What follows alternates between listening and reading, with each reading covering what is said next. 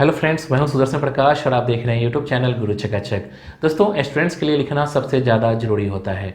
खासकर वैसे स्टूडेंट जो बीए, एमए और पीएचडी करते हैं। उनका सब्जेक्ट ऐसा होता है कि उन्हें ज़्यादा लिखना पड़ता है, खासकर तब जब एग्ज़ाम हो। इसलिए सारे स्टूडेंट्स को स्पीड में लिखना तो आना ही चाहिए, क्योंकि कई बार ऐसा होता है कि जो स्टूडेंट्स स्पीड में नहीं लिख पाते वह पीछे रह जाते हैं। इसे आप ऐसे समझ सकते हैं, एग्जाम में पूछे गए सारे क्वेश्चन के आंसर आपको आते हैं, लेकिन आपके लिखने की स्पीड कम है। ऐसे में क्या होगा कि आप सारे क्वेश्चन के आंसर नहीं लिख पाते हैं, जिसकी वजह से आपके नंबर कम आते हैं। लेकिन आज के इस वीडियो में हम यही बात करने वाले हैं कि लिखने की स्पीड को कैसे बढ़ाया जाए। तो चलिए पहले कुछ पॉइंट्स को जान लीजिए, जिस पर अमल करके आप अपने लिखने की स्पीड को बढ़ा सकते हैं। लेकिन उससे पहले अगर आपने अभी तक इस चैनल को सब्सक्राइब नहीं किया है तो प्लीज़ कर लीजिए, साथ ही बेल आइकन को प्रेस कर लीजिए ताकि नए वीडियो की नोटिफिकेशन तुरंत आपको मिल सके। साथ ही टेलीग्राम और इंस्टाग्राम पर आप हमें फॉलो कर सकते हैं। तो चलिए शुरू करते हैं। दोस्तों, अगर आप भी अपनी लिखने की स्पीड को बढ़ाना चाहते हैं तो इस वीडियो को अंत तक देखें। उम्मीद है कि इस वीडियो के जरिए बताए गए पॉइंट्स पर अगर आप अमल करेंगे तो आपके लिखने की स्पीड काफ़ी हद तक बढ़ जाएगी। तो चलिए अपने पहले पॉइंट से वीडियो की शुरुआत करते हैं और जानते हैं ऐसे पेन का इस्तेमाल करें जिसे लिखने के लिए ज़्यादा दबाना ना पड़े। दोस्तों, कई पेन ऐसे होते हैं जिन्हें लिखने के लिए आपको दबाना पड़ता है, यानी कि बहुत दबाव के साथ लिखना पड़ता है। ऐसे में दोस्तों क्या होगा कि आपकी जो एनर्जी है वह दबाने में खर्च हो जाएगी, आपके लिखने की स्पीड कम हो जाएगी। इसलिए ऐसे पेन का इस्तेमाल करें जिससे लिखने के लिए ज़्यादा दबाना ना पड़े और आप आसानी से लिख पाएँ। इससे आपकी स्पीड काफ़ी हद तक बढ़ जाएगी। इसके बाद जानते हैं पेन को अपनी सुविधा के अनुसार पकड़ें। दोस्तों, पेन को सही तरीके से पकड़ना भी आना चाहिए, क्योंकि पेन को सही से पकड़ना भी एक कला है।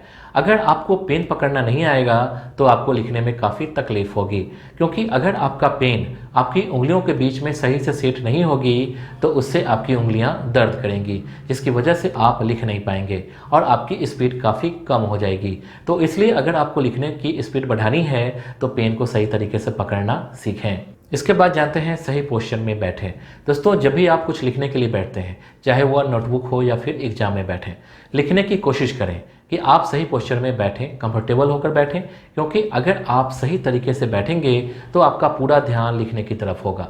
लेकिन अगर आप कंफर्टेबल नहीं होंगे, सही पोजीशन में नहीं होंगे, तो फिर वह लिखने में आपकी तकलीफ बढ़ा सकता है और आपकी स्पीड काफ़ी कम हो जाएगी। इसलिए हमेशा कोशिश करें कि सही पोस्चर में बैठकर ही लिखें, यानी उस पोस्चर जिसमें आप कंफर्ट हो। ऐसे में आपकी लिखने की स्पीड बहुत जल्दी बढ़ जाएगी। दोस्तों, मैं आपको जनरल नॉलेज के लिए एक बुक सजेस्ट करना चाहूँगा, ओसवाल पब्लिशर्स की general knowledge for competitive exams. Oswal की ये book banking, SSC, management, entrance, railways, laws, defence के लिए इम्पॉर्टेंट है। बुक में कॉम्पिटिटिव एग्जाम में आने वाले विषयों को कवर किया गया है, जैसे current affairs, history, geography, Indian polity, Indian economy, general science and general knowledge आदि विषयों को बुक में बताया गया है।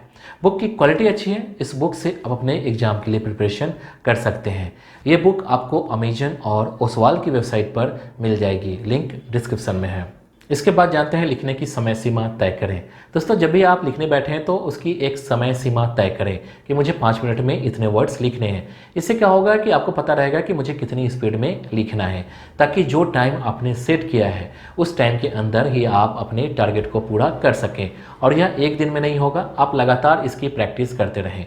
हो सकता है एक दिन में आपसे ना हो, 2 दिन में ना हो, लेकिन लगातार प्रैक्टिस करते रहने से आप वह लक्ष्य हासिल कर लेंगे और फिर उसके बाद यही आपकी आदत पड़ जाएगी और फिर आपके लिखने की स्पीड भी बढ़ जाएगी।